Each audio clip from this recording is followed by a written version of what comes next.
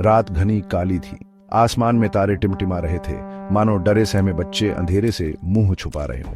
हवा में एक अजीब सी खामोशी थी, जैसे कोई अदृश्य शक्ति आसपास मंडरा रही हो। मैं, अदिति, अपने दोस्त विक्रम और रिया के साथ एक पुराने किले के बाहर खड़ी थी। ये किला सालों से वीरान पड़ा था और इसके बारे में कई डरावनी कहानियां मशहूर थीं। लोग कहते थे यहां करण पिशाचनी का साया रहता है, एक ऐसी पिशाचनी जो अपनी क्रूरता के लिए जानी जाती थी। चलो अदिति, रिया, डरने की कोई बात नहीं है। ये सब मनगढ़ंत कहानियां हैं। हम थोड़ी देर घूम फिर के आ जाएंगे। मुझे ठीक नहीं लग रहा विक्रम। मैंने सुना है जो भी इस किले में जाता है वो कभी वापस नहीं आता। चिंता मत करो रिया, हम साथ हैं ना, कुछ नहीं होगा। लेकिन मेरे अंदर भी एक अजीब सी बेचैनी थी, जैसे कोई मुझे अंदर से कह रहा हो, मत जाओ अदिति, खतरा है। हमने किले के अंदर कदम रखा। एक अजीब सी शांति छाई हुई थी जो डरावनी थी। हवा में एक सड़ी हुई गंध थी, जैसे कोई बहुत पुरानी लाश सड़ रही हो। दीवारों पर अजीबोगरीब निशान बने हुए थे, मानो किसी ने नाखूनों से खरोंच कर बनाए हों। ये जगह कितनी भयानक है। हाँ, चलो जल्दी से घूमकर चलते हैं। हम आगे बढ़ते गए। एक लंबा गली आ रहा था जिसके दोनों तरफ बंद कमरे थे। हर कमरे के दरवाजे पर जंग लगे ताले लटक रहे थे।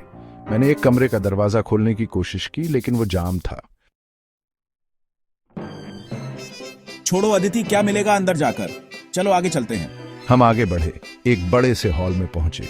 हॉल के बीच में एक पुराना कुआं था। कुएं के चारों तरफ सूखी पत्तियां और काई जमी हुई थी। हवा में एक ठंडी लहर दौड़ गई। मुझे लगता है हमें वापस चलना चाहिए। उसकी आवाज कांप रही थी। हाँ चलो। लेकिन जैसे ही हम मुड़े, एक भयानक आवाज सुनाई दी, एक चीख जो खून जमा देने वाली थी। हम तीनों डर के मारे कांपने लगे। आवाज कुएं से आ रही थी। हमने धीरे धीरे कुएं की तरफ देखा। अंधेरे में एक परछाई हिलती हुई दिखाई दी। एक भयानक चेहरा, लाल आंखें और लंबे नुकीले दांत। करण पिशाचनी। वो कुएं से बाहर निकली। उसके लंबे काले बाल हवा में लहरा रहे थे। उसका चेहरा क्रोध से भरा हुआ था। तुम यहाँ क्या कर रहे हो? उसने अपनी भयानक आवाज में कहा। हम तीनों डर के मारे कुछ बोल नहीं पाए। तुम मेरी जगह में घुसने की हिम्मत कैसे की? वो और गुस्से से बोली। हम सिर्फ घूमने आए थे।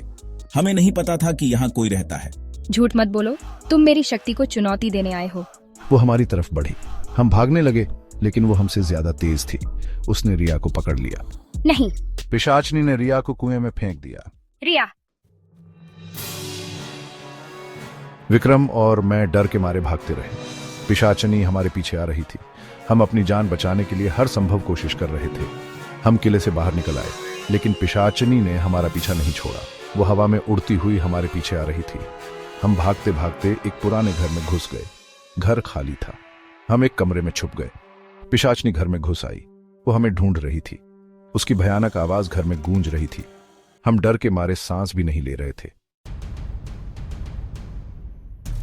पिशाचनी हमारे कमरे के बाहर आ गई। उसने दरवाजा खोलने की कोशिश की, लेकिन दरवाजा अंदर से बंद था। वो गुस्से से चिल्लाई और दरवाजे पर जोर से लात मारी। दरवाजा टूट गया। पिशाचनी अंदर आ गई। हम दोनों डर के मारे कांप रहे थे। पिशाचनी हमारी तरफ बढ़ी। अब मैं तुम्हें नहीं छोड़ूंगी। वो हम पर हमला करने वाली थी। तभी एक जोरदार आवाज आई। ओल्ड मैन, खबरदार! एक बूढ़ा आदमी कमरे में दाखिल हुआ। उसके हाथ में एक चांदी का क्रॉस था। पिशाचनी क्रॉस को देखकर डर गई। ओल्ड मैन, दूर रहे मुझसे, ये जगह तुम्हारे लिए नहीं है, चली जाओ यहां से। पिशाचनी गुस्से से चिल्लाई और गायब हो गई। बूढ़ा आदमी हमारी तरफ मुड़ा। ओल्ड मैन, तुम लोग ठीक हो? ये जगह खतरनाक है, यहां कभी मत आना। हमने बूढ़े आदमी का धन्यवाद किया और वहां से चले गए। आज भी वो रात मुझे भूलती नहीं है। करण पिशाचनी का भयानक चेहरा आज भी मेरे सपनों में आता है और मैं जानती हूं कि वो अभी भी उस किले में रहती है और अपने शिकार का इंतजार कर रही है। अगर आपको इसका पार्ट 2 चाहिए कि बूढ़ा आदमी कौन था, कहां से आया था, तो वीडियो को लाइक, शेयर, सब्सक्राइब और कमेंट करें। पार्ट 2 और आपकी अगली सुबह होने से पहले वीडियो आ जाएगी। धन्यवाद।